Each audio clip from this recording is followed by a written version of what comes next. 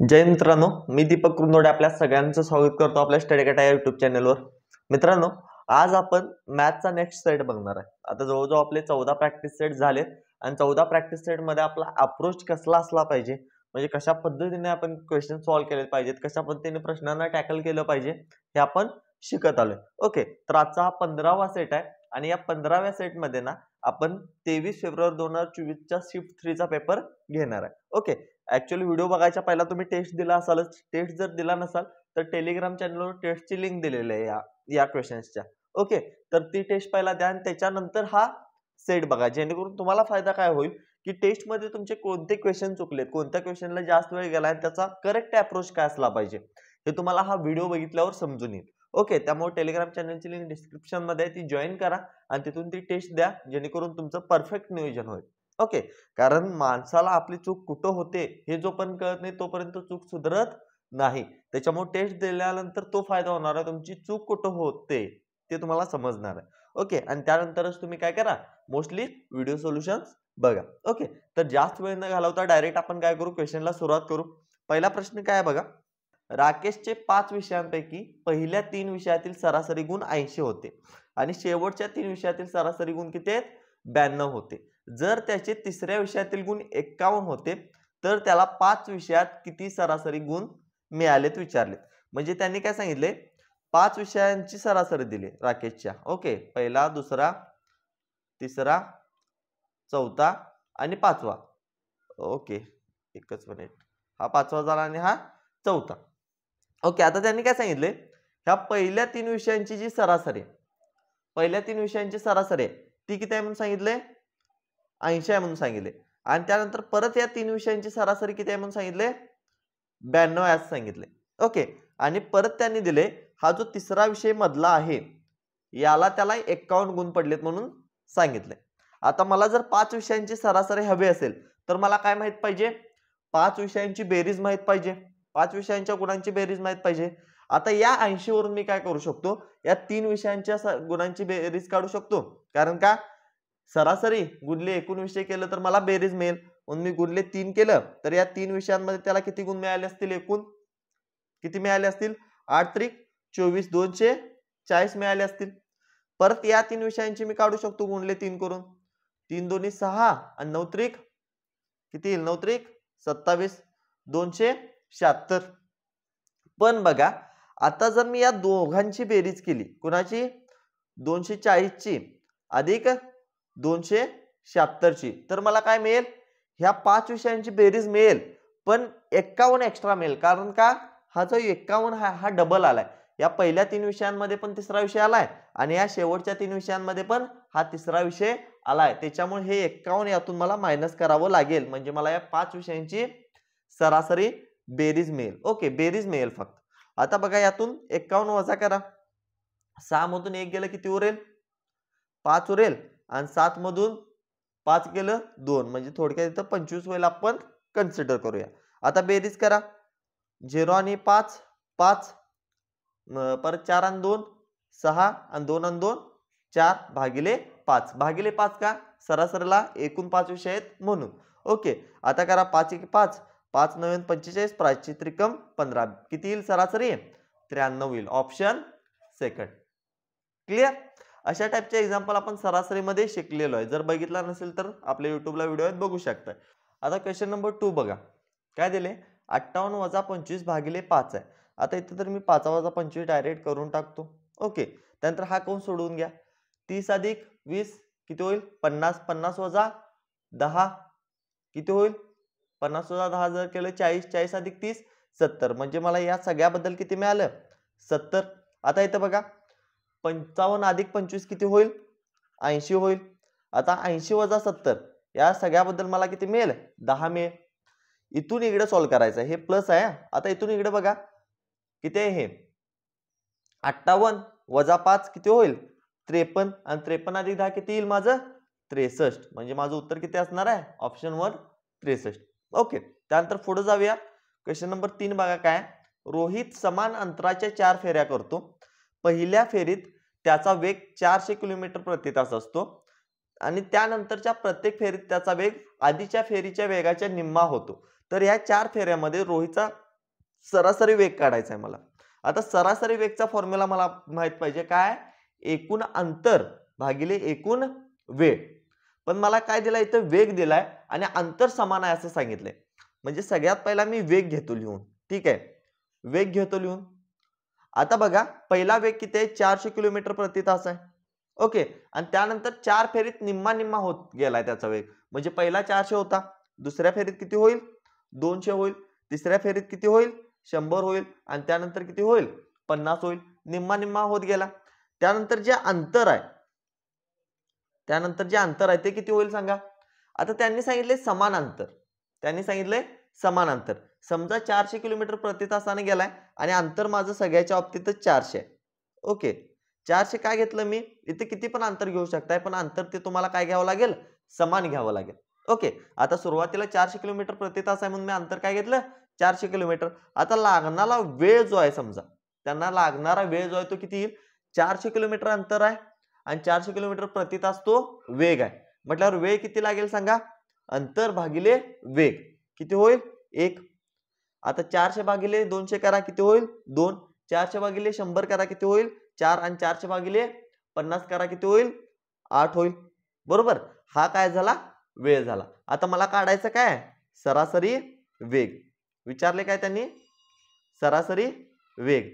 तो कसा काढणार, एकूण अंतर किती होईल, 4 1 4 2 8, 4 3 12 आणि 4 4 16, डबल 0 हे झालं माझं एकूण अंतर, भागिले लागलेला एकूण वेळ किती आहे, 1 तास, आणि 2 तास किती झालं, 3. 3 आणि 4 7, 7 आणि 15.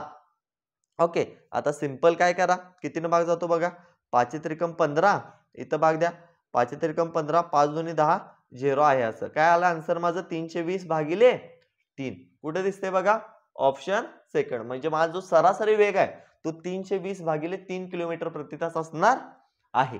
ओके, समजलं. हा टाइम स्पीड डिस्टन्सचा क्वेश्चन होता, काय इतका अवघड नाही पण समजायला हवा. क्वेश्चन नंबर 4 बघा, एका वस्तूची छापील किंमत 1850 रुपये इतकी आहे. 60% सवलत दिल्यास त्या वस्तूची विक्री किंमत किती. MRP दिले, डिस्काउंट दिलाय आणि मला सेलिंग प्राइस काढायची आहे, विक्री किंमत काढायची आहे. आपण कसं काढू शकतो, 1850 MRP आहे, त्याच्यावर 60% डिस्काउंट दिलाय म्हणजे विक्री कितीला असणार आहे, 40%. 40% म्हणजेच काय, 40 भागिले 100. हे फक्त सॉल्व्ह करा, तुम्हाला उत्तर मिळून जाईल. सर 2 शून्यला हा एक शून्य कॅन्सल केला, 85 सॉरी 4 पंचे 20, हातच्याला जाईल 2, 8 चौक 32 आणि 2 34, आणि 4 1 4 आणि 3 7, सॉरी 7 येईल इथं, 740 माझं उत्तर असणार आहे. कुठे दिसतोय, ऑप्शन फर्स्ट. ओके, चला पुढे जाऊया. क्वेश्चन नंबर 5, 30,000 ची मुद्दल चक्रवाढ व्याजाच्या वार्षिक गणनेनं, म्हणजे वार्षिक चक्रवाढ व्याजाचा दर आहे, वार्षिक 7% दराने कर्ज म्हणून घेतली जाते, तर 2 वर्षानंतर ती रक्कम किती होईल. मुद्दल आहे, वार्षिक चक्रवाढ व्याजाचा दर आहे आणि टाइम पिरियड आहे 2 वर्ष. तर आपण 2 वर्षाचे चक्रवाढ व्याज 2CI काढू शकतो. कसं काढणार, फॉर्म्युला वापरणार, A अधिक B अधिक AB भागिले 100. आता A अधिक B काय येईल, 7 आणि 7 14, अधिक AB काय येईल, 7 7 49, 49 भागिले 100 काय घेऊ शकतो मी, 0.49 घेऊ शकतो. म्हणजे किती मिळेल मला इथं, 14.49%. 2 वर्षाचा 7% चक्रवाढ व्याजाचा दर किती आला, 14.49%. आता सर माझी मुद्दल किती आहे, 30,000 आहे. मुद्दल किती आहे, 30,000 आहे. तर ह्या सर 30,000चं 14.49% काढा. 1% म्हणून भागिले 100 आणि 2 पॉईंट घालवले म्हणून परत 2 0 वाढवतो मी. आता भाग द्या सिंपल. या 4 शून्यला तर हे 4 शून्य सर कॅन्सल झाले. आता गुणाकार करा. 9 त्रिक 27, हातच्याला जाईल 2, बरोबर. 9 चौक 36, 37, 38, हातच्याला जाईल 3, 4 त्रिकम 12. एकच मिनिट हा, इथं 9 चौक केलं ना मी. 3 चौक 12, 12 आणि 2 किती होईल, 9 त्रिक 27, हातच्याला जाईल 2, 4 त्रिकम 12, 12 आणि 2 किती होईल, 14, हातच्याला जाईल 1, 4 त्रिकम 12 आणि 1 13, हातच्याला जाईल परत 1 आणि 3 1 3 1 3 आणि 1 4. 43 37 हे काय झालं सांगा माझा, सॉरी 43 47 हे माझं काय झालं, व्याज झालं 2 वर्षाचं. पण विचारले काय, ती रक्कम किती होईल विचारले. रक्कम म्हणजे एकूण रास किती होईल विचारले आपल्याला.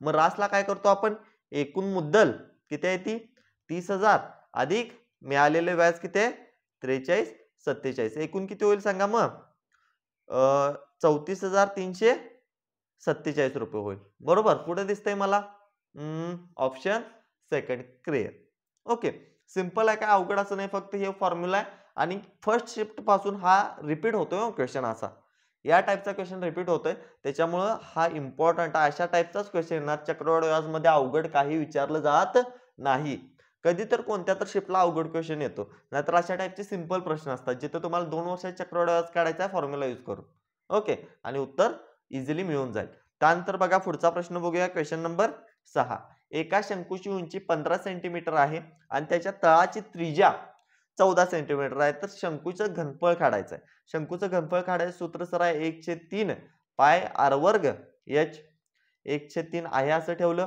आता पाय किती घेतो आपण 22/7 गुणले आर किती आहे 14 गुणले आर किती आहे 14 आता 14 मी 2 वेळा गुणाकारात लिहितो कारण आर चा वर्ग आहे आणि गुणले हाईट किती दिली त्यांनी 15 सॉल्व करा फक्त गुणाकार करायचा आहे आणि भागाकार काय इथं कॅन्सल होईल 7 1 7 7 2 14 3 1 3 3 5 15 5 2 10 बरोबर 0 येईल म्हणजे सुटे स्थान तर सगळीकडे 0 आहे म्हणजे मला पूर्ण कॅल्क्युलेशन करायला लागेल 22 2 44 गुणले 5 5 चौक 20 हातच्याला जाईल 2 5 चौक 20 आणि 2 22 220 पाय तर आहे इथं 22 2 44 गुणले 5 आणि हे गुणले 14 पण आहे ना इथं ओके गुणले 14 पण आहे आता 14 न गुणाकार करा 14 0 0 14 2 28 हातच्याला जाईल 2 14 2 28 आणि 2 30 3080 कुठे दिसतंय का ऑप्शन फर्स्ट 3080 सेंटीमीटर क्यूब माझं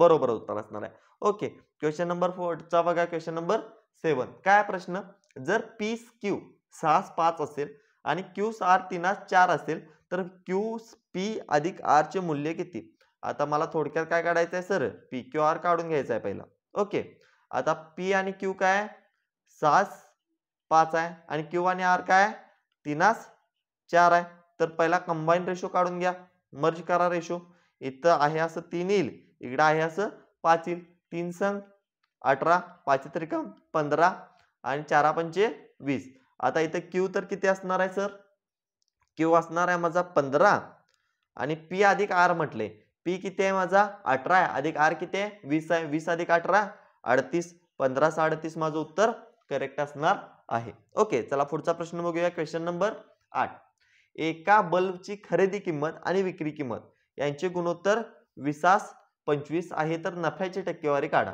खरेदी 20 ला केल्या विकले 25 ला सिंपल आहे नफा किती झाला 5 रुपये झाला किती रुपयावर नफा झाला 20 रुपयावर 5 रुपये नफा झाला बरोबर गुणले 100 20 21 20 5 100 5 25% चला ऑप्शन 4 क्लियर सोपा आहे काय अवघड प्रश्न नाही क्वेश्चन नंबर 9 बघा दोन संख्यांचा मसावी 14 आहे आणि त्यांचा लसावी 490 आहे त्यापैकी एक संख्या 70 असल्यास दुसरी संख्या मला शोधायची आहे फॉर्म्युला वापरू शकतो काय मी इथं LCM गुणले SCF बरोबर पहिली संख्या गुणले दुसरी संख्या आता LCM दिलाय त्यांनी 490 गुणले SCF दिलाय त्यांनी 14 पहिली संख्या दिली 70 सर दुसरी संख्या मला काढायची आहे आता डायरेक्ट इथे कॅन्सल होतं 14 की 14 14 5 70 आणि परत 5 न भाग जातो बघा 5 की 5 5 9 45 राहिले किती शिल्लक रे 4 राहिलं बरोबर 45 म्हणजे सर दुसरी संख्या मला किती मिळाली 98 मिळाली ऑप्शन फर्स्ट क्लियर चला पुढे जाऊया क्वेश्चन नंबर 10 90 निकालांची सरासरी 38 आहे प्रत्येक निकालामधून 4 वजा केल्यास निकालांची नवीन सरासरी किती होईल प्रत्येक शब्द आला आणि काहीतरी कमी केलं ऍड केलं गुणाकार केलं तर सरासरीमध्ये पण तेच करायचं आता प्रत्येक निकालामधून 4 वजा केले तर सरासरीमधून पण 4 वजा होणार 38 वजा 4 किती मिळेल मला सर मिळेल मला 34 ऑप्शन ए क्लियर काही अवघड नाही अगदी सोपा रूल आहे मी सांगितलंय तुम्हाला सरासरीमध्ये क्वेश्चन नंबर 11 बघा जे के आणि एल हे एकत्रितपणे एक पुस्तक 25 जे के एल हे तिघे मिळून एकत्रितपणे 20 दिवसात पूर्ण करू शकतात तेच पुस्तक जे आणि के एकत्रितपणे 25 दिवसात करू शकतात तर एल हा स्वतंत्रपणे किती दिवसात करेल चला दोघांचे एकूण वर्क काढा 25 आणि 20 यांचा लसावी येतो सर 100, बरोबर. यांना किती किती क्षमता येईल यांची 5 येईल आणि यांची किती येईल 4 येईल. जे के एल ची 5 आहे आणि जे आणि के ची 4 आहे, म्हणजे जे आणि के ची यात 4 आली म्हटल्यावर एल ची किती असणार आहे सर 1 असणार आहे, कारण दोघांची मिळून तिघांची मिळून किती आहे 5 आहे. दोघांची 4 असेल तर राहिलेल्या एकट्याची 1 असणार आहे. विचारले एल ला किती दिवस लागतील, सर एकूण काम आहे 100, एल ची क्षमता आहे 1, म्हणजे एल ला मला लागतील 100 दिवस. Option first. Clear. Time and वरचा क्वेश्चन होता, सोपा प्रश्न आहे, काय अवघड असा नाही. क्वेश्चन नंबर 12 बघा. अनिलने एक टेबल 20% तोट्याने विकला. म्हणजे काय सांगितलंय 100चा टेबल होता, तो कितीला विकला 80 ला विकला. जर त्याने तो अधिक 160 ला विकला असता तर त्याने 20% नफा कमवला असता. म्हणजे 100चा टेबल तो कितीला गेला असता 120 ला गेला असता, कारण का 20% नफा मिळवला. यामध्ये फरक कितीचा आहे सांगा, 80 आणि 120 मध्ये 40 चा फरक आहे. या 40 ची व्हॅल्यू त्याने किती दिली 160 दिली. म्हणजे 80 ला जो विकलाय तो 160 रुपये अधिक न विकला असता तर 20% नफा मिळवला असता. म्हणजे 80% वरून 120% वर जायला त्याला 160 वाढवायला लागणार, बरोबर. म्हणजे 40% ची व्हॅल्यू 160 झाली.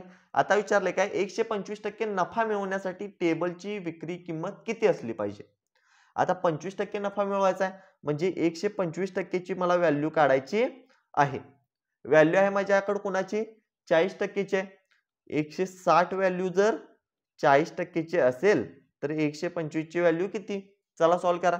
का होईल 5 40, 5 दुनी 10, 5 5 25, 8 1 8, 8 दुनी 16, 25 दोन्ही किती होईल 25 दोन्ही 50. 500 रुपयाला तो टेबल विकायला पाहिजे. Option second. क्लिअर. ही जी काटाकाटी आहे ना, हे जे कॅल्क्युलेशन आहे याची स्पीड तुम्हाला जमायला पाहिजे, आणि स्पीड जमवायची असेल तर सगळ्यात महत्त्वाचं काय पाडेपाठ पाहिजेत आणि तुमची प्रॅक्टिस पाहिजे. ओके. प्रॅक्टिस शिवाय तुमचं मॅथमॅटिक्स परफेक्ट होणार नाही किंवा स्पीड येणार नाही. ओके. स्पीड हवी असेल तर प्रॅक्टिस करा. क्वेश्चन सेट देतोय ते सॉल्व करा, व्यवस्थित बघा, अप्रोच काय तो समजून घ्या. ओके. काय जण काय करतात ना, सर लय फास्ट शिकवालाय मी काय बघत नाही हे करत नाही. अरे फास्ट शिकवायला पण युट्यूबनं तुला दिलाय ना ऑप्शन की तू स्पीड कमी करू शकतो, स्पीड वाढवू शकतो. यूज कर बाबा समजत नसेल तर. पण एखाद्या मुलांसाठी मी सगळ्यांची स्पीड नाही ना कमी करू शकत. ओके. त्याच्यामुळे व्यवस्थितपणे लक्ष देऊन बघा, प्रत्येक अप्रोच लक्षात घ्या आणि तो अप्रोच जर परीक्षेमध्ये घेतलात, यूज केलात तरच तुमचा टाइम मध्ये पेपर कव्हर होणार, नाही तर होणार नाही. ओके. चला पुढे जाऊया. Question number 13. जर एका संख्येच्या 25% 75 वजा केले तर त्याचे परिणामी उत्तर 1225 येते, तर त्या संख्येचे मूल्य किती आहे असं विचारले. सिंपल आहे. एका संख्येच्या 25% म्हणजे समजा ती एक संख्या आहे, त्याच्या 25% 25 भागिले 100 मधून 75 वजा केले तर काय मिळते मला 1225 मिळते. तर x चं मूल्य मला काढायचं आहे. सिंपल आहे, काय नाही करायचं. काय करायचं माहिती आहे, x आहे असं ठेवायचं, 1225 पण आहे असं ठेवलं, हे वजा आहे हे इकडे येऊन काय होणार अधिक होणार. काय होणार अधिक 75 होणार.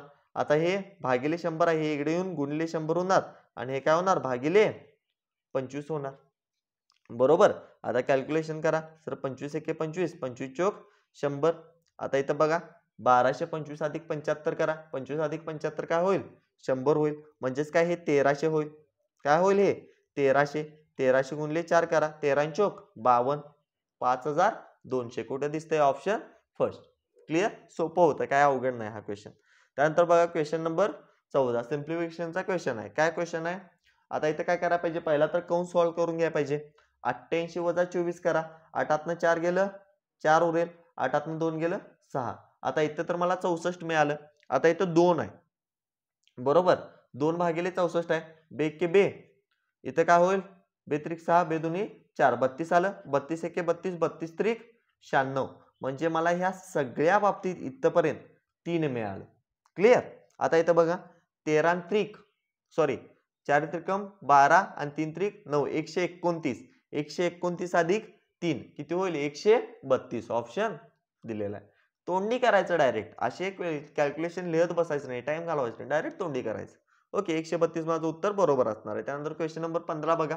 5 आणि 6 ने निशेष भाग जाण्यासाठी 140 मध्ये कोणती सर्वात लहान संख्या मिळवावी लागेल. सिंपल गोष्ट आहे. 5 न भाग जायचा असेल तर सुटे स्थानी 0 किंवा 5 पाहिजे. इथं 0 किंवा 5 नाही, इथं 0 किंवा 5 नाही. एकतर चौथा ऑप्शन असेल किंवा पहिला ऑप्शन असेल. आता 140 मध्ये मला लहान संख्या मिळवायची आहे जेणेकरून 5 ने आणि 6 ने भाग जाईल. म्हणून मी पहिला लहान ऑप्शन ट्राय करतो. 140 मध्ये 10 मिळवलं 150 मिळेल. 150 ला सर 5 ने भाग जातो का? जाईल. 6 ने जातो का? 6 दुनी 12 6 पंचे 30. 6 ने पण जातो म्हणजे उत्तर माझं 12 हे बरोबर असणार सॉरी उत्तर माझं 10 हे बरोबर असणार आहे. त्यानंतर बघा क्वेश्चन नंबर 16. एका वस्तूची छापील किंमत 4800 होती. मात्र दुकानदाराने 18% आणि 20% अशी दुहेरी सवलत दिल्या, सलग सूट दिल्या. तर त्या दुकानदाराने ती वस्तू शेवटी कितीला विकली? किती होती रे किंमत? 4800. पहिला 18% सूट दिली म्हणजे 82% ला विकली असणार आहे. त्यानंतर परत 20% सूट दिली म्हणजे 80% ला विकली असणार आहे. बरोबर.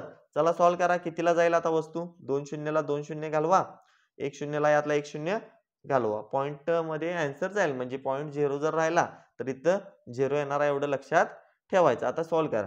किती होईल? आता या सगळ्यांचा गुणाकार करायला पाहिजे मला. 8 दुनी 16, 8 8 64 आणि 1 65.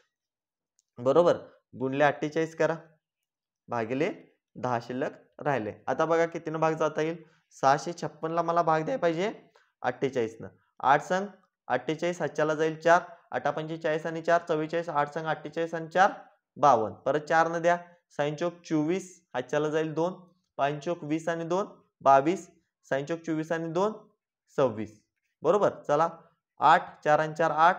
2 आणि 2 4. 6 आणि 5 11 आणि 3 31,488 भागिले 10 म्हणून मी पॉइंट ठेवला. 31,48.8 कोड दिसतोय. ऑप्शन सेकंड माझा करेक्ट असणार आहे. ओके. चला पुढचा क्वेश्चन बघूया. Question number 17. काय प्रश्न आहे?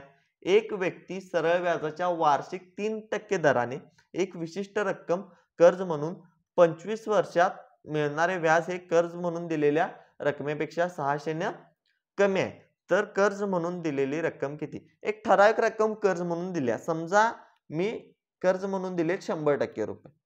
100% मी कर्ज म्हणून दिले आणि मला 3 दर वार्षिक 3% दर आहे आणि 25 वर्षात मिळणारं व्याज काढायचं आहे. सरळ व्याज आहे. जर वर्षाला 3% असेल तर 25 वर्षात किती होईल सांगा? 75% होईल. 25 त्रिक 75. व्याज किती झालं माझं? 75%. आता त्यांनी काय दिले की मिळणारे व्याज आणि दिलेली रक्कम याच्यातलं जे अंतर आहे ते 600 रुपयाचं आहे. म्हणजे या दोघांमधला डिस्टन्स कितीचा आहे? 600चा आहे. पण सर ऍक्च्युअल डिस्टन्स कितीचा आहे दोघांमध्ये? 25%चा आहे ना. मग 25%ची व्हॅल्यू 600 आहे. आता विचारले काय? कर्ज म्हणून दिलेली रक्कम ती किती आहे? 100%. 25%ची व्हॅल्यू जर 600 असेल तर 100%ची व्हॅल्यू किती असेल सांगा? 25 चौक 100 6 चौक 24 2400 रुपये. ऑप्शन 3. क्लिअर. सरळ व्याजचा क्वेश्चन आहे. अवघड क्वेश्चन नव्हता. सोपा होता. खूपच सोपा होता. फक्त क्लिक व्हायला पाहिजे की काय दिले. क्वेश्चन नंबर 18 बघा. मोनिलचे दरमहा उत्पन्न 18% ने कमी झाले. म्हणजेच काय? 100 चे काय झाले? 82 झाले. 18% ने कमी झाले. तर पुन्हा मूळ दरमहा उत्पन्न इतके होण्यासाठी त्याचे दरमहा उत्पन्न सुमारे किती टक्क्याने वाढले पाहिजे? परत 82 चं किती करायचं आहे? 100 करायचं तर किती टक्क्याने वाढलं पाहिजे? 82 100 करायला किती वाढायला पाहिजे? 18 वाढायला पाहिजे. किती वाढायला पाहिजे? 18. कितीवर वाढायला पाहिजे? 82 वर. गुणिले 100 म्हणजे पर्सेंटेज मध्ये तुम्हाला आन्सर मिळेल. किती मिळेल बघा. आता हे कॅल्क्युलेशन करत बसायला लागणार आहे आपल्याला. काय करायला लागेल मला? 1800 भागिले 82 कितीनं भाग जाईल? कितीनं भाग जाईल? 2 न तर सिंपल जातो सर. काय होईल इथं? 900 भागिले 41 होईल. आणि 900 भागिले 41 करा. 41 दुनी 82. शिल्लक किती राहील परत? 8 राहील. 80 शिल्लक राहील. 41 एक्के 41. मी पॉइंट न जातो कारण ऑप्शन न जातो कारण इथं पॉइंट मध्ये येणार. एक तर 18 नसणार आहे कारण 41 दोन्ही 82 पहिलाच मला 2 मिळणार आहे आणि त्यानंतर 41 एक्के 41 21 पॉइंट समथिंग येणार आहे. ओके. 20 पण नसणार 15 पण नसणार. 21 पॉइंट समथिंग म्हणजे जवळ कोणाची आहे? 22 ची. ऑप्शन 4 माझा करेक्ट असणार आहे. ओके. चला पुढे जाऊया. Question number 19. जर 15 पुरुष एक घर 18 दिवसात बांधू शकतील तर 12 पुरुष तेच घर बांधण्यासाठी किती दिवस लागतील? सिंपल आहे. M1 T1 बरोबर M2 T2. 15 पुरुष आहेत. बरोबर. म्हणजे 15 किती दिवसात बांधतात? 18 दिवसात. तर 12 पुरुष किती दिवसात बांधतील मला काढायचं आहे. सॉल्व्ह करा. किती होईल? 6 दुनी 12, साइन त्रिकम 18, 15 त्रिक 45 छेद 2 बरोबर T2 45 छेद 2 म्हणजे 22.5. Option second. भागाकार करत बसायचं नाही. क्लिअर? चला क्वेश्चन नंबर 20. एका मिश्रणात पाणी आणि दूध यांचे गुणोत्तर 8:21 आहे. हे कुणाचं आहे? पाण्याचं आणि हे दुधाचं. काय? आता यांच्यामध्ये पाण्यापेक्षा 26 लिटर अधिक दूध असेल. दूध जे आहे पाण्यापेक्षा 26 लिटर अधिक आहे. म्हणजे यांच्यातला फरक दिलाय तो. ऍक्च्युअल फरक कितीचा आहे सांगा? 8 आणि 21 मध्ये. कितीचा फरक आहे? 8 आणि 20 मध्ये कितीचा? 12चा आणि 1 13चा. 13चा फरक आहे. हा 13चीच व्हॅल्यू त्यांनी किती दिली? 26 दिली. एकाची व्हॅल्यू 2 असेल तर दुधाचे प्रमाण काढायचं आहे. दुधाचे प्रमाण किती आहे? 21. 13ची व्हॅल्यू जर 26 असेल तर 21 ची काय होईल? 21 दुनी 42 कारण 13 दुनी 26 झाले म्हटल्यावर 21 दुनी 42 होणार. ऑप्शन 3. याच्यामध्ये 42 लिटर दूध असेल. तर इथं आपले 20 पैकी 20 प्रश्न काय होतात? एंड होतात. आता हा पेपर बघितला, आजचा पेपर बघितला तर याचा पूर्ण शिफ्ट जी होती मॅथची खूप कमी लेवल होती. ओके, म्हणजे प्रश्न खूपच सोपे वाटले मला बाकीच्या सगळ्या शिफ्टपेक्षा. कारण 23 ची पहिली शिफ्ट आणि दुसरी शिफ्ट बघितली त्याच्यापेक्षा पण ही तिसरी शिफ्ट काय होती? सोपी होती. शिफ्ट सोपी होती म्हटल्यावर नॉर्मलायझेशन मध्ये फरक पडणार. पण आपण शेवटी कशी शिफ्ट असते? इझी असते, मॉडरेट असते की ऍडव्हान्स असते, अवघड असते, टफ असते हेच बघालोय ना. आणि याच्यामधूनच आपल्याला समजाले की एसएससी ला किती अवघड प्रश्न येतात. ओके, खूप सोपे प्रश्न येतात मित्रांनो. त्याच्यामुळे घाबरू नका. काही जणांचे पेपर 4 तारखेला आहेत त्यांना तर मी या व्हिडिओच्या माध्यमातून सांगतो की 4 तारखेला ज्यांचा पेपर आहे फेब्रुवारी 4 ला पहिला पेपर किंवा पहिल्या 4 शिफ्टचे पेपर तर ते खूप सोपे असणार आहेत. टेन्शन घेऊ नका. निवांत जावा पेपरला. ओके, सोपे पेपर येणार. नॉर्मलायझेशन मध्ये पण फायदा होणार. त्याच्यामुळे टेन्शन घेऊ नका. फक्त व्यवस्थित अप्रोच वापरा. घाबरून जाऊ नका तिथं. ज्या अप्रोचनं आपण प्रॅक्टिस केली, ज्या अप्रोचनं आपण सराव केलाय तो अप्रोच पेपरमध्ये वापरा. नक्की तुमचं सिलेक्शन होईल. ओके, तर व्हिडिओ आवडला असेल तर नक्की लाईक करा. आपल्या इतर मित्रांना देखील व्हिडिओ शेअर करा. ओके, तर चला बाय. जय हिंद.